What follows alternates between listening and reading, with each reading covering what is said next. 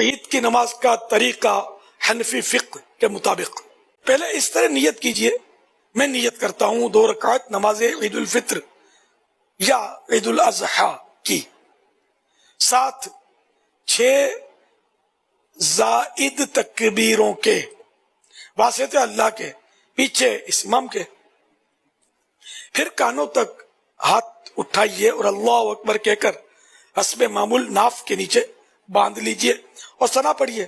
پھر کانوں تک ہاتھ اٹھائیے اور اللہ اکبر کہتے ہوئے لٹکا دیجئے، پھر ہاتھ کانوں تک اٹھائیے اور اللہ اکبر کہہ کر لٹکا دیجئے، پھر کانوں تک ہاتھ اٹھائیے اور اللہ اکبر کہہ کر باندھ لیجئے۔ اس کو یوں یاد رکھیے کہ جہاں قیام میں یعنی کھڑے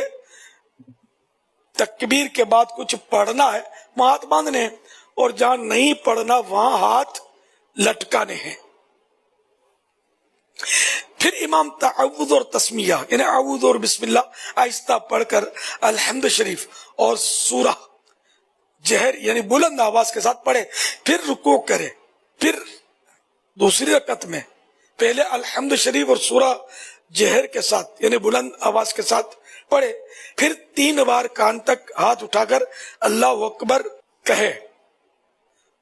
امام اللہ اکبر کہے گا تو سب مقتدی بھی کانوں یہ 3 بار کان تک ہاتھ اٹھائیں اور اللہ اکبر کہیں اور ہاتھ نہ باندھیں، اور چوتھی بار بغیر ہاتھ اٹھائے اللہ اکبر